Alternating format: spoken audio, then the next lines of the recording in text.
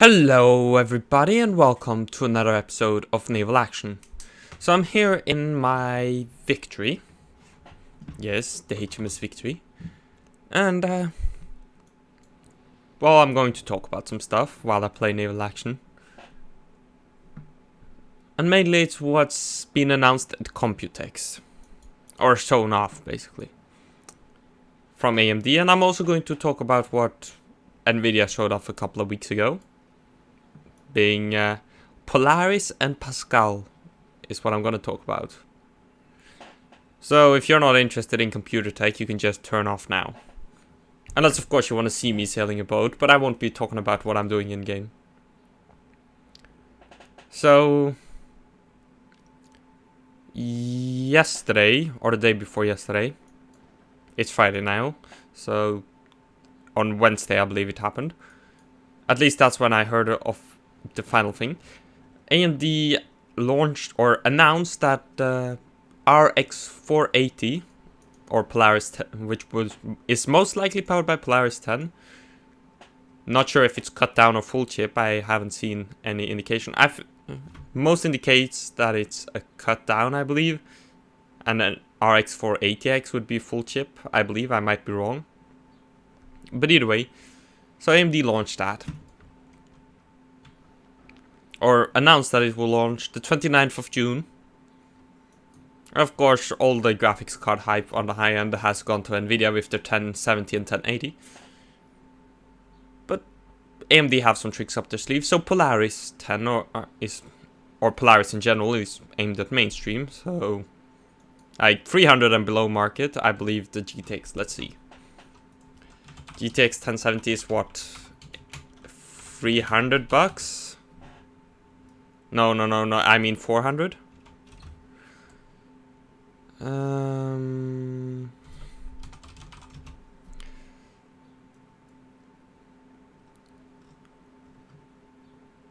believe 400. Okay, the GTX 1070 is 400. I believe 480 for the Founders Edition bullshit. And the 1080 is 600 or 700 for the Founders Edition. However, AMD, they have stated for a while that they won't be aiming at the high end. That'll come with Vega later this year or early 2017. And what they showed wasn't bad, or announced at least. Polaris, or GTX, not GTX is NVIDIA. The RX 480 is gonna be $200. So let's say 200 euros, around that mark. Okay, doesn't sound bad, but how does it perform? It's got 5.5 teraflops of performance, I believe it was said. Well, more than 5 teraflops. Now the... Oh, don't turn there, don't turn there. That's going to ruin my shot on the victory. Let's just keep sailing. The R9 390, I believe, has something like 5.8 teraflops. So if you look at teraflops alone, it would be worse performance for about 100, 150 less. Or a bit worse performance for 100, 150 less. Well, that's not bad, that's pretty decent. However, teraflops don't say the entire story. Because if you look at the GTX 970, for example, it had, I believe, like 4.5 teraflops or something like that. Yet it performed about the same as a 390X, which has... I'll get up the numbers now, actually. 970 T-flops.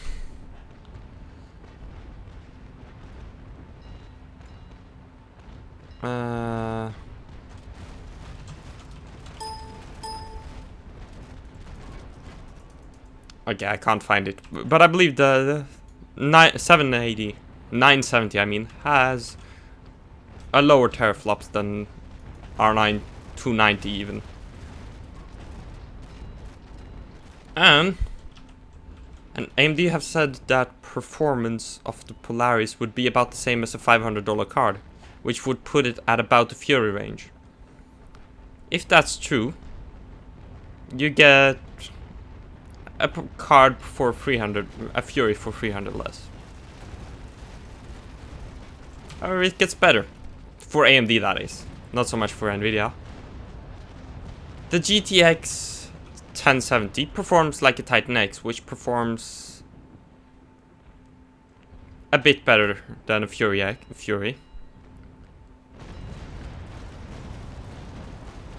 But it's $150 more. No, it's $200 more since the GTX 1070 was $400. So that would mean you get slightly less performance for a lot less. That is if the rumors are true, which I have to say that's pretty impressive. That's pretty impressive. Same performance for less. Well, almost the same performance, similar in ballpark. Of course, we don't know true numbers before release, so remember, read those reviews when they come out. Don't take anything I say here for truth, but it does indicate that the RX and Polaris in general will be a strong contender for Pascal. And that ignores Pascal's biggest weakness, which NVIDIA suffered with Maxwell as well. DirectX 12. Yeah. So NVIDIA not particularly good performance in DX12 with Pascal, or I mean Maxwell. The performance improvements from DX11 to DX12 were very small, sometimes even regressing.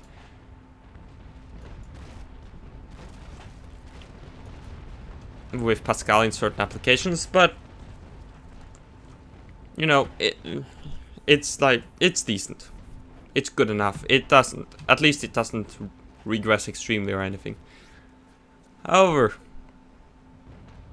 with Pascal you'd hope that they'd bring some features in which would help, like hardware schedulers, which AMD have had since GCN 1.0, which is 2012.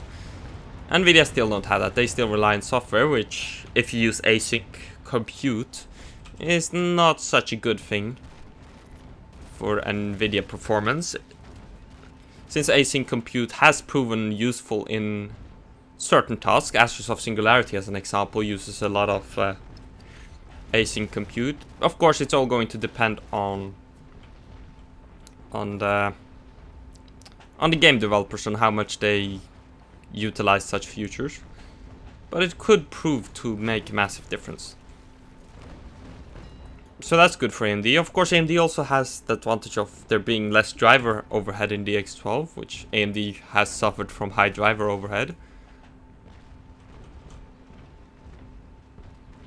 So AMD is looking good for the mainstream this generation. A high end, it's still a lot to wait, and we still haven't seen a lot of information yet from AMD. We only know that it's the RX 480. It has more than 5 teraflops of compute, but still, it looks somewhat promising. We won't know more until review embargo is over, and then that's really going to be interesting. Since while I won't be buying a new card this generation because I have the R9 Nano, if it can match R9 Nano performance or Fury performance for 200, that's impressive, son.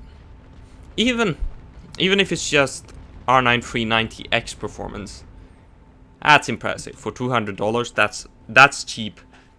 Which goes along pretty much with what AMD have said. They want to focus on the mainstream, get back the market share, get VR to be cheaper. Since you have to realize, for Oculus and Vive, the minimum requirements is a GTX 970 or equivalent. They just cut the requirements for PC, for the graphics card cost, by about 50 to 75%, I believe. That's nothing to scoff at. That's pretty good. Of course, take all of this with a grain of salt, since we haven't seen performance benchmarks from AMD yet. although two R9 RX 480s did match a 1070 in Ashes of Singularity. However, do realize it uses explicit multi-adapter mode for graphics card in DX12, which is up to the developers to implement, which is probably bad, I think, since you know how lazy some developers are, Ubisoft, and they basically fuck everything up. So I believe that I fear that multi-graphic setups will be less common. But only time will tell. Oh, my rudder's out. Those guys are still busy. Are they stuck there? But yeah. It's going to look to be an interesting generation. Of course, we've also had the die shrink, which I mentioned. AMD is using the 14 nanometer Global Foundries, licensed by Samsung. LPP, I believe it's called. Low Power Plus. And NVIDIA is using the FinFET, 14 nano LPP FinFET. While NVIDIA is using TSMC's 16 nanometer FinFET, which they're about the same size. And they perform similarly, so we don't exactly know. It was proven in the iPhone case, where iPhone had both TSMC and Samsung chips. Fun fact, Samsung makes chips for Apple. And not the ones you eat, the Apple processors in the phones and tablets. Well, some of them, since TSMC also makes them. But the difference wasn't too large, so we probably won't see much difference due to nodes. They're very similar nodes. But nevertheless, it's nice to see that we're at such low nodes now, since we've been stuck at 28 nanometers since 20 nanometers was a failure for performance applications for quite a while.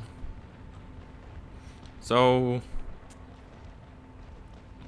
this generation is so far looking good with both GTX 1070 and 1080, although they have disappointing DirectX 12 performance.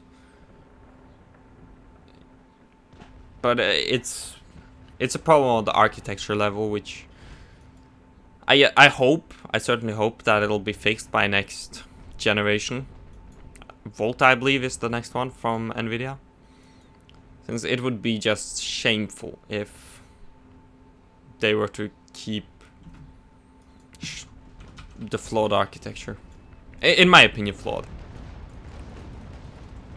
Of course, granted, DirectX 12 isn't used that much right now, but we have recently had Total War Warhammer released. That's going to get DirectX 12 soon. Civilization will get DirectX 12. Civilization 6.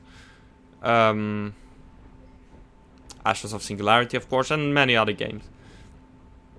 Since AMD has been pushing low-level APIs, and those low-level APIs do give AMD advantage, since some developers are used with low-level APIs and, of course, AMD hardware, since the consoles all use AMD hardware. So AMD's gamble of GPUs which really support async compute on the hardware level and low-level APIs, which it started with Mantle, it seems to be paying off at this right now. However, of course, right now AMD and NVIDIA are competing in two totally separate markets. Like, for right now, until Vega launches and 1060 and the smaller Pascals from NVIDIA, which we don't know when will happen. Rumors state around October to early 2017.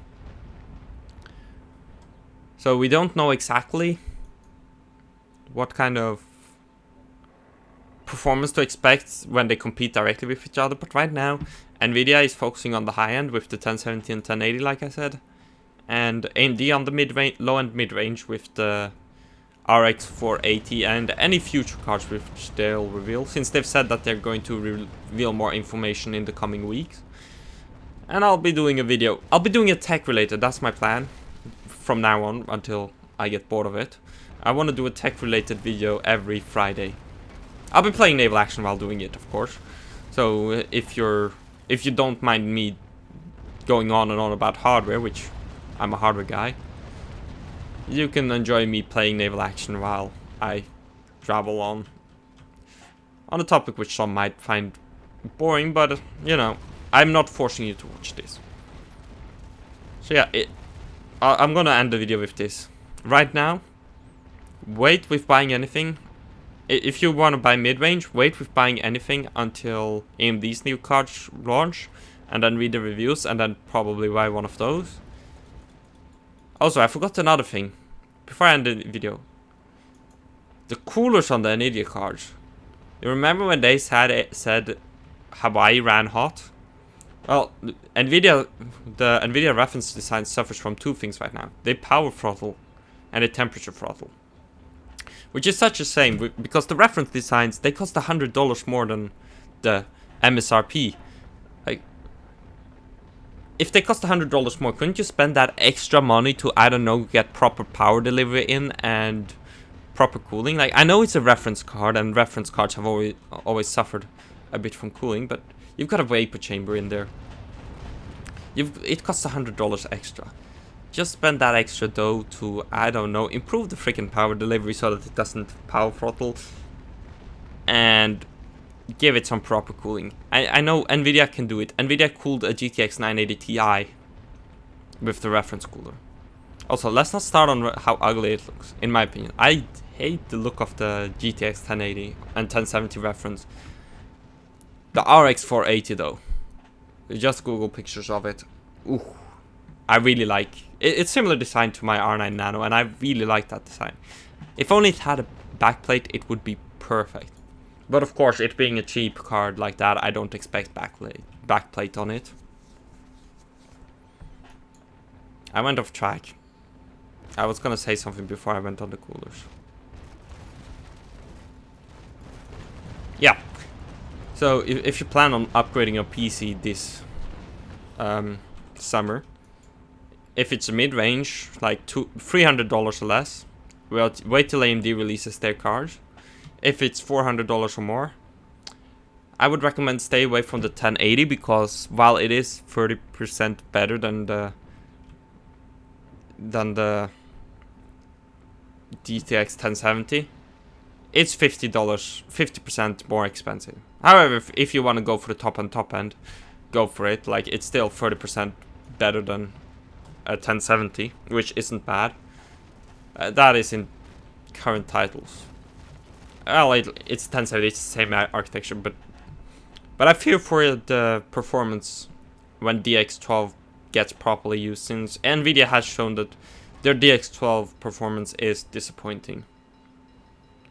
But in the end, only time will tell how things will pan out. So yeah, thanks for watching me ramble on about computer stuff. And I'll see you next time. Next video will be where I ramble on about naval action stuff. So anyways, thank you all for watching, and I'll see you next time. Bye.